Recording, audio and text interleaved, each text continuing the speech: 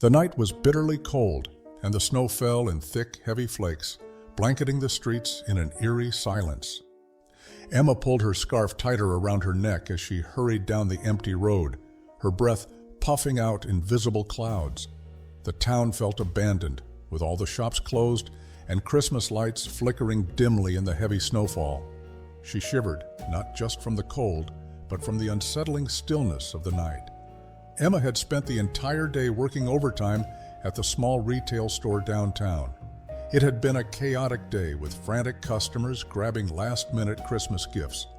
All she wanted now was to get home, sink into her couch, and escape into a Christmas movie marathon. Her feet ached, and her arms were sore from stocking shelves, but the thought of her family waiting with hot chocolate and warm smiles gave her a flicker of comfort.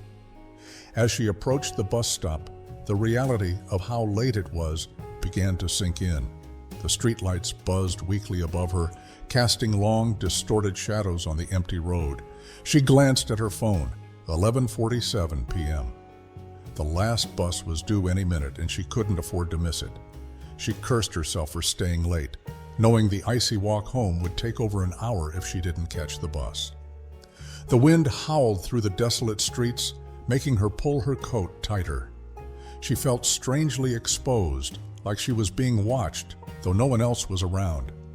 Her eyes scanned the area nervously. A faint jingling sound echoed through the air, like the distant chime of Christmas bells, but she couldn't tell where it was coming from. It didn't sound cheerful. It was off-tune, like it was being played too slowly, almost mournful. Then, from the snowy haze, the bus appeared. It rolled down the empty street without a sound, its tires leaving no tracks in the snow. Emma blinked, certain she hadn't heard it approach. The bus was unlike anything she had seen before. It was decorated from top to bottom with shimmering Christmas lights, glowing in colors that seemed too vivid for the dim surroundings. A wreath hung on the front, but the holly berries looked unusually dark, almost black. She couldn't see the driver through the frosted windshield. The doors creaked open, and warm air wafted out, carrying the faint smell of cinnamon and something metallic like rust. Emma hesitated for a moment. Something about the bus felt wrong. The festive decorations should have been comforting, but instead they filled her with unease. The faint jingling sound grew louder, and she realized it was coming from inside. "Just tired," she muttered to herself, stepping aboard. The doors hissed shut behind her with a forceful clang, and the bus jerked forward before she even found her seat. She clutched the nearest pole to steady herself, her heart racing. The ride home was only supposed to take 20 minutes. But as she looked around at the silent passengers and the unnaturally festive decorations, Emma couldn't shake the feeling that this bus was headed somewhere she wasn't supposed to go. The bus's interior was unlike anything Emma had expected. It was overly festive, almost garishly so, as though someone had tried too hard to make it cheerful. Strings of blinking Christmas lights lined the ceiling, their rhythm slightly erratic, as if they couldn't decide whether to dazzle or flicker out entirely. Garland and tinsel were draped over the seats, and a faint melody of Christmas carols played through unseen speakers. But the music was strange, off-key, slow, and warped, like a record being played at the wrong speed. The passengers were just as unsettling.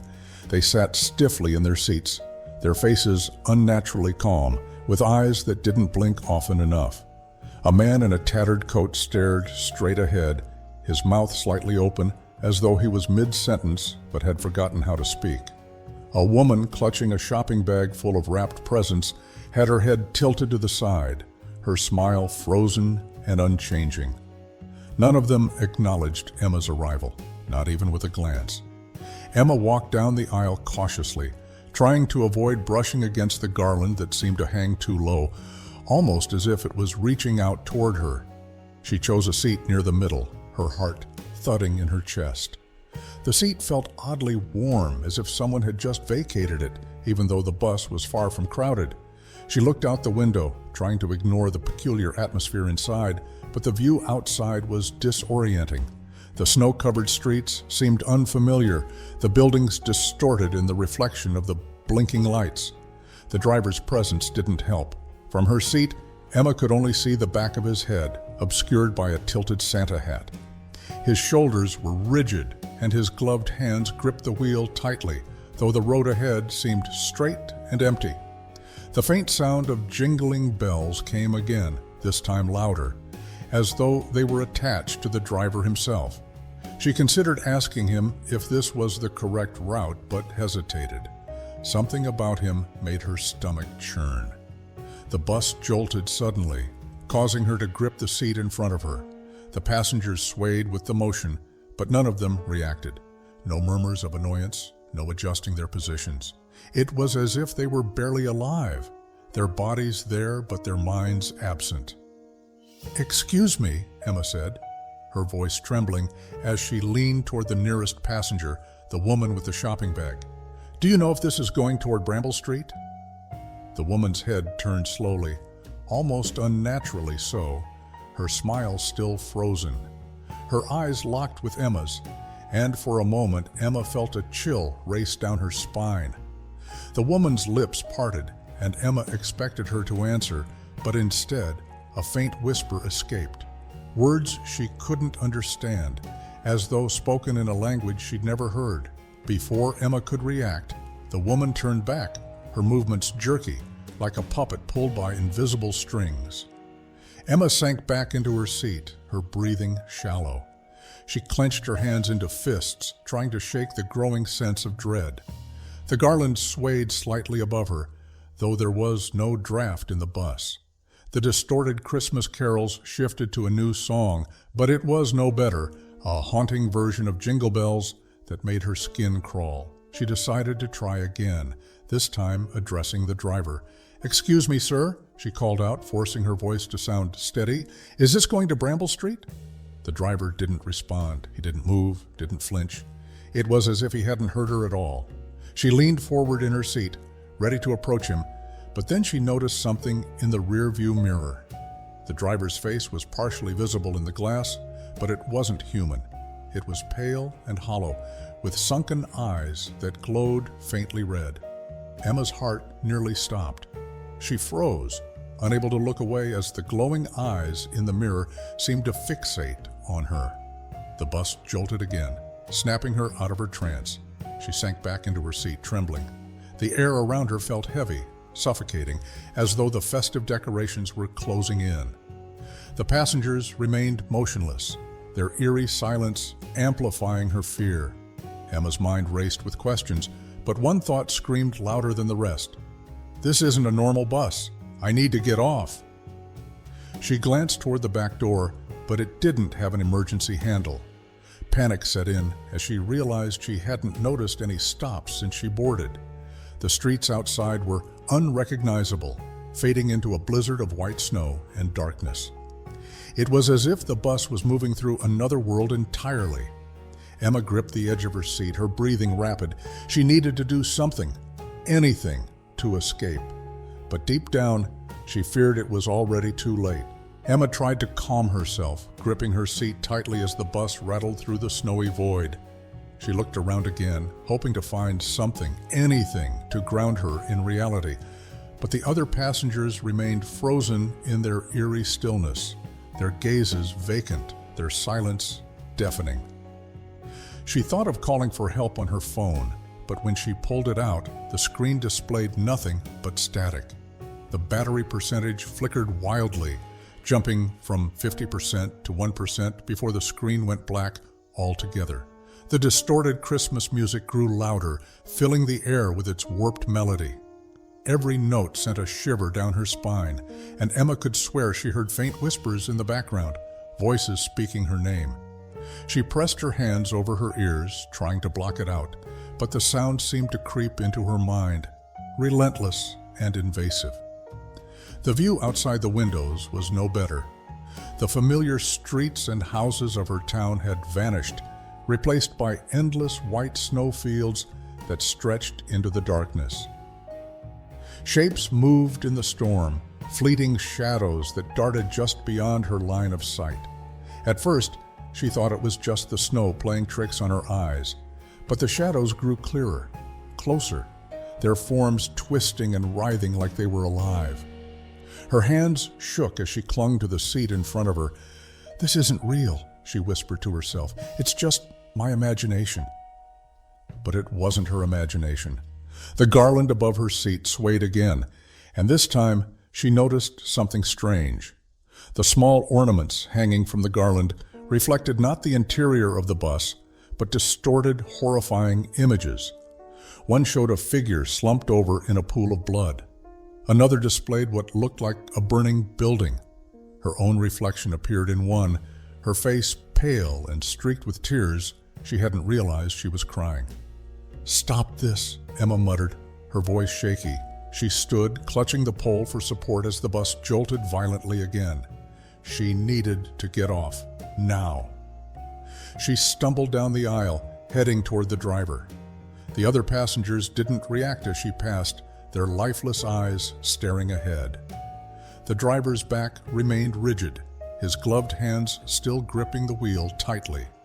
Emma's breath caught in her throat as she reached out to tap his shoulder, her fingers trembling. "Excuse me," she said, her voice barely audible. "You need to stop the bus. I need to get off." The driver didn't respond. Instead, the bus slowed slightly, the engine groaning as the distorted carols reached a deafening crescendo. Emma's eyes darted to the rearview mirror, and what she saw made her stomach lurch.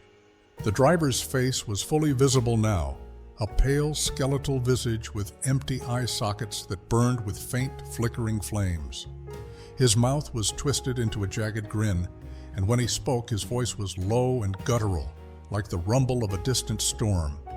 "No one gets off," he said, his words echoing unnaturally in the small space. Emma stumbled back, her heart pounding in her chest. She turned to the passengers for help, but they all turned their heads toward her in unison, their movements jerky and unnatural. Their eyes glowed faintly, just like the driver's, and their faces twisted into grotesque smiles that sent a wave of cold terror through her. "Join us," one of them whispered, their voice layered with multiple tones, as if several people were speaking at once. "It's warm here, safe here." Emma screamed, backing away as the passengers began to rise from their seats, their limbs moving stiffly. The lights in the bus flickered wildly, and the decorations seemed to come alive. The garlands twisted and writhed, reaching out like serpents, while the ornaments glowed with an otherworldly light, reflecting scenes of chaos and despair. The bus jerked forward again, faster this time, and Emma lost her balance, falling to the floor. The whispers grew louder, mingling with the warped carols in a symphony of madness. She crawled toward the back of the bus, desperate to find an escape, but every window she tried to open was sealed shut, the glass cold and unyielding. The driver laughed, a deep, guttural sound that seemed to vibrate through the walls of the bus. "You chose this ride," he said, his voice dripping with malice. "Now you belong to me." Emma's panic reached a fever pitch as the bus sped toward a blinding light in the distance. The passengers closed in on her, their hands outstretched, their grins widening unnaturally. The last thing she saw before everything went dark was her own terrified reflection in the ornaments, her face fading away, replaced by the same vacant expression that haunted the other passengers. The bus continued its journey through the snowy void, the distorted carols playing on as if nothing had happened. Outside, the storm raged, and in the distance, another lonely figure stood at a bus stop, waiting for a ride they would never return from. Emma woke with a start, her head pounding and her body trembling with cold. She was still on the bus. But something was different. The festive lights had dimmed to a sickly glow, casting eerie shadows that danced along the walls. The warped Christmas carols were quieter now, but the faint whispering voices persisted, growing louder in bursts before fading again, like they were taunting her. The passengers had returned to their seats, but their faces were now even more distorted, eyes sunken, skin pale, and stretched too tightly over their bones. She pulled herself upright, her breath catching in her throat as she noticed something strange about the windows.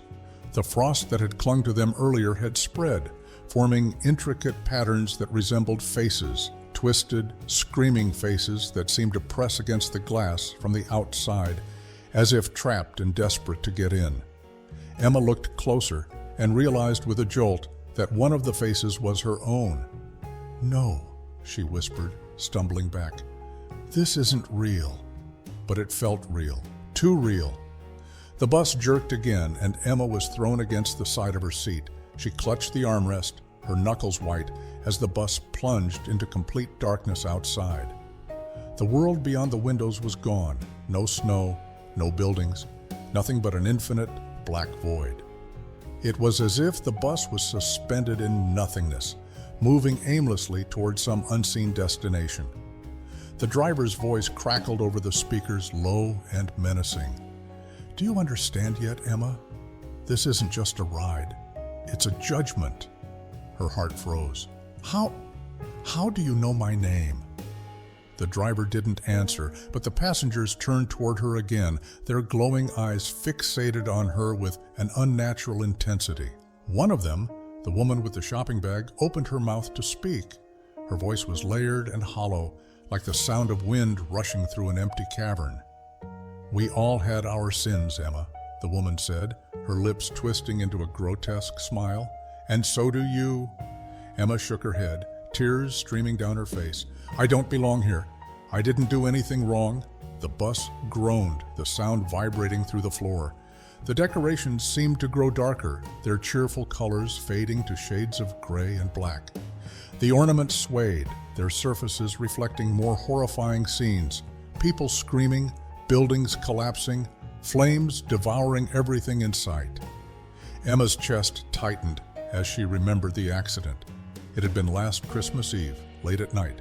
She had been in a rush, driving too fast on icy roads. She'd slid through a red light and crashed into another car. She'd walked away without a scratch, but the other driver... Emma had pushed the memory away for so long, convincing herself it wasn't her fault. But now, it was all coming back. "No," she said, her voice trembling.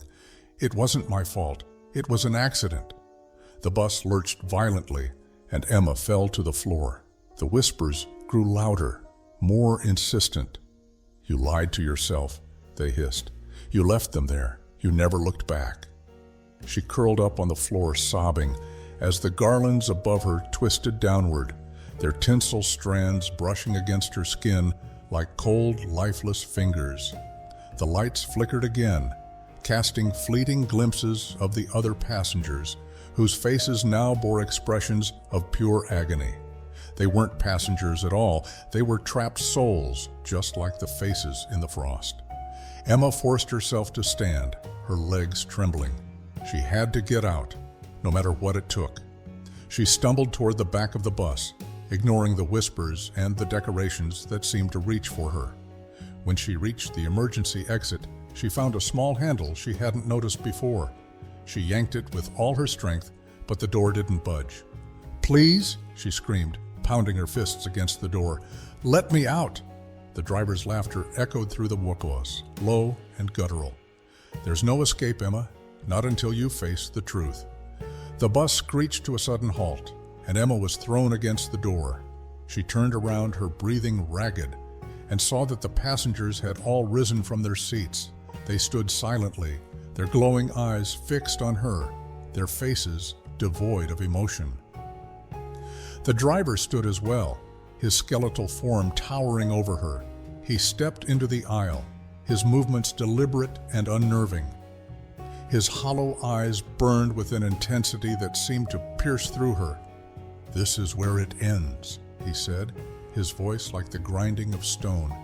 "You cannot hide from what you've done."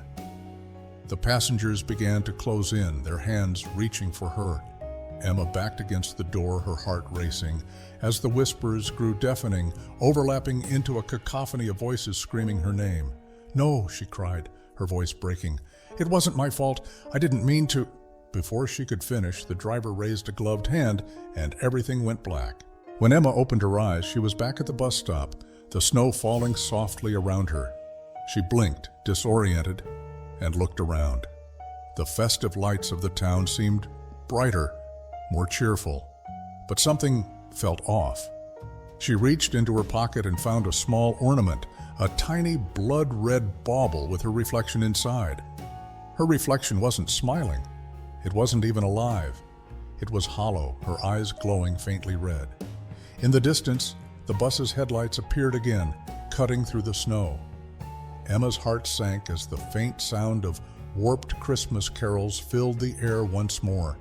She realized then that she hadn't escaped. She never would. The headlights of the approaching bus illuminated the swirling snow, casting long, eerie shadows.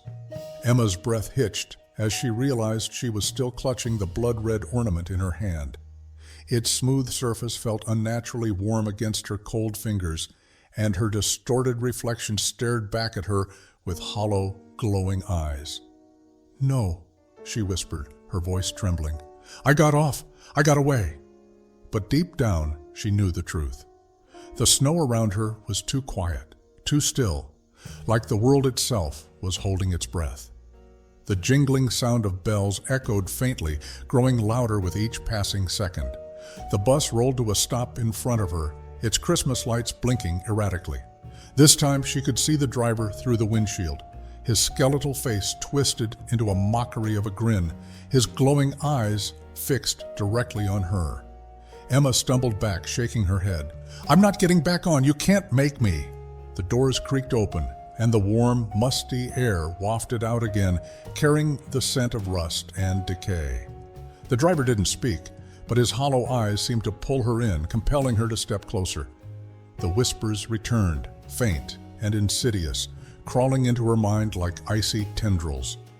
"This is your judgment," the voices hissed. "You can't run from what you've done." Emma's chest tightened as the memories came flooding back with brutal clarity. The accident, the blaring horn, the shattered glass, and the silence that followed. She had fled the scene terrified, convincing herself there was nothing she could do. She had spent an entire year burying the guilt, pretending it hadn't happened. But now, there was no escape. "I'm sorry," she choked out, tears streaming down her face. "I didn't mean to. I was scared." The driver stepped off the bus, his tall, skeletal frame looming over her. His footsteps crunched in the snow, though the sound was oddly delayed, echoing seconds after he moved. He reached out a gloved hand, his long, bony fingers curled slightly, as if beckoning her. "Face it," he said, his voice a guttural rasp. "Only then can you find peace." Emma stumbled backward, her mind racing. She couldn't go back on the bus. She couldn't. But as she turned to run, she found herself frozen in place. The snow swirled around her, thick and blinding, trapping her in a small circle of visibility. The world beyond the bus stop had vanished, replaced by an endless void. "No," she whispered, her voice barely audible.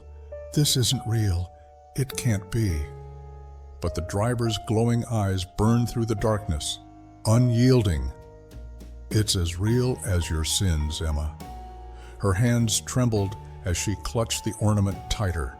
The whispers grew louder, overlapping into a cacophony of accusations and pleas. She saw their faces in her mind, the family she had destroyed, the lives she had shattered. The weight of her guilt pressed down on her, suffocating her. "I'll make it right," she cried. "I'll confess. The driver's skeletal grin widened. "There is no making it right. The only way forward is through." Emma's legs gave out, and she fell to her knees in the snow. The cold seeped through her clothes, biting into her skin, but she barely felt it. The passengers began to appear in the distance, their glowing eyes piercing through the storm. They moved closer, their jerky, unnatural movements filling her with dread. "Please," she begged, her voice breaking. "I don't want to go." The driver loomed over her, his presence suffocating. "You don't have a choice." Before she could react, the passengers surrounded her, their icy hands gripping her arms and shoulders. She struggled, screaming, but their strength was inhuman. They lifted her to her feet and began dragging her toward the bus. "No!" she screamed, her voice raw with desperation. "Let me go!" The driver stepped aside, watching silently as the passengers pulled her up the steps and into the bus. The doors slammed shut behind her with a resounding clang, and the warmth of the interior enveloped her like a suffocating blanket. The passengers returned to their seats, their expressions blank once more as if nothing had happened. Emma sat frozen, her breath coming in shallow gasps. The driver returned to his seat, his skeletal hands gripping the wheel. The bus rumbled to life, and the warped carols began to play again. The lights flickered, and the garlands swayed gently, as if mocking her. As the bus began to move, Emma looked down at the ornament in her hand. Her reflection was gone. In its place was the twisted face of the driver, his hollow eyes burning brightly. The bus sped into the void, carrying its new passenger into the eternal darkness. Outside, the storm raged on, and in the distance, another figure stood at a bus stop, waiting for their turn. The bus plunged deeper into the darkness, the void outside pressing in on all sides. The Christmas lights inside flickered erratically, casting shadows that danced unnaturally on the walls. Emma sat rigid in her seat, clutching the blood-red ornament as though it could protect her. But she knew better. There was no escape now. She was part of this nightmare. The whispers grew louder, overlapping into a cacophony of voices that seemed to echo from every corner of the bus. They spoke her name, taunted her with her sins, and begged for mercy in voices she recognized, her own, twisted and layered. The warped Christmas carols played relentlessly, their off-key notes piercing her ears. The garlands above her swayed like living vines, their strands stretching downward, curling toward her like grasping fingers. The driver's voice crackled over the speakers again, cold and final. "You have faced your truth, Emma, but that is not enough." Emma turned toward him, her heart pounding. "What do you want from me?" I said I was sorry. "I didn't mean to hurt anyone." The driver didn't turn. His skeletal hands gripped the wheel as he spoke, his voice a low, menacing growl. "Apologies cannot undo what you've done. You have taken a life, and now you must pay the fare." The bus lurched, and Emma was thrown forward, the ornament slipping from her grasp. It rolled down the aisle, its surface gleaming with an unnatural light. She scrambled after it, her knees scraping against the cold, hard floor. The passengers watched her silently, their glowing eyes following her every move. When she grabbed the ornament, it burned her hand, but she held on, her teeth gritted in pain. She looked up and saw the driver staring at her through the rearview mirror, his hollow eyes locking onto hers. The bus began to shake violently, the lights dimming until only the faint glow of the ornament illuminated the space. The whispers ceased abruptly, replaced by an oppressive silence that made Emma's ears ring. The passengers stood in unison, their movements stiff and unnatural. They began to approach her, their expressions blank, but their intent clear. Emma backed away, clutching the ornament like a lifeline. "No," she whispered, shaking her head. "Stay back." The passengers didn't stop. Their icy hands reached for her, and she felt the chill of their touch, even before they made contact. She turned and ran toward the front of the bus, the walls seeming to close in around her. The garlands lashed out, their tinsel strands wrapping around her ankles, tripping her. She fell hard, the ornament rolling out of her grasp again. She looked up and saw the driver standing over her, his skeletal grin wider than ever. He raised a gloved hand, and the passengers stopped, their glowing eyes fixed on her. The driver knelt, his face inches from hers, and she felt his cold, lifeless breath on her skin. "You cannot escape your fate," he said, his voice low and final. "This is your punishment." Emma screamed, her voice echoing through the bus as the driver reached for her. She grabbed the ornament, her fingers closing around its burning surface, and smashed it against the floor. The ornament shattered, releasing a blinding light that engulfed the bus. The walls seemed to tremble, the decorations melting away like wax. The passengers let out unearthly shrieks as their forms disintegrated into ash. For a moment, Emma thought she had won. She thought she was free. But then the light faded, and she found herself back in her seat, the bus completely empty. The decorations were gone, the passengers vanished, and the driver was no longer at the wheel. The bus slowed to a stop, the doors hissing open. Outside, the snowstorm raged on, but she could see a figure standing at the next stop, their outline blurred by the falling snow. The figure turned toward her, and she froze. It was her. The realization hit her like a punch to the gut. She wasn't a passenger anymore. She was part of the bus now, just like the others before her. The whispers returned, faint but insistent, crawling into her mind. The bus doors closed, and the engine roared to life. She was moving again, heading toward the next soul waiting in the storm. The bus lights flickered, casting Emma's reflection in the window. Her face was no longer her own. It was hollow, pale, and glowing faintly red, just like the driver's. The Christmas carols began to play again, warped and haunting, as the bus disappeared into the snow, ready to collect its next passenger. The snowstorm raged on, swallowing the bus as it disappeared into the endless white expanse. Inside, Emma sat motionless in the driver's seat, her skeletal hands gripping the wheel.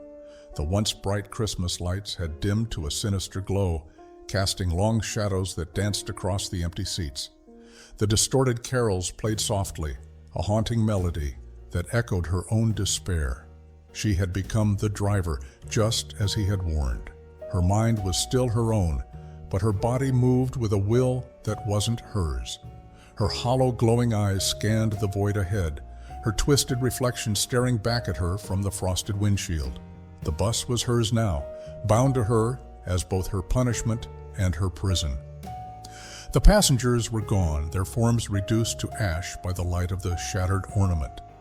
But Emma knew they weren't free. Their souls, like hers, were trapped in the endless cycle of the bus's journey.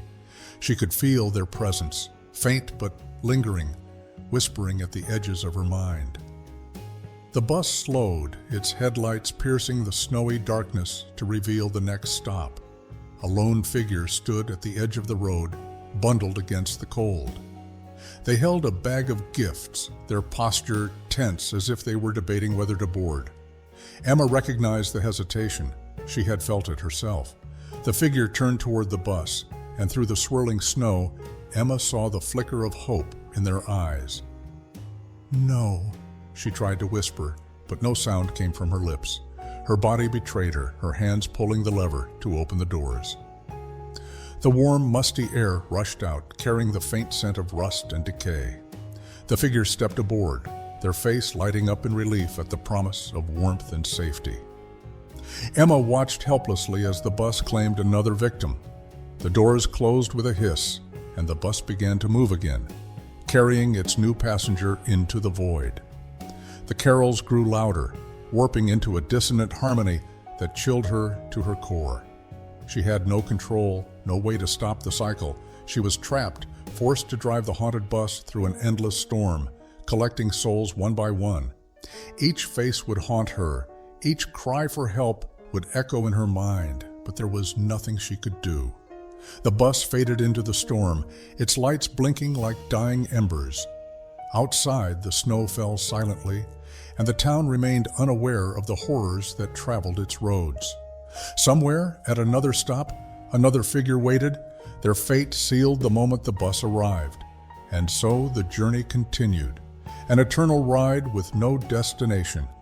Emma's hollow eyes burned faintly in the darkness, her skeletal grin frozen in place as the whispers surrounded her. The haunted Christmas bus was never late, and its driver was always ready to welcome the next passenger.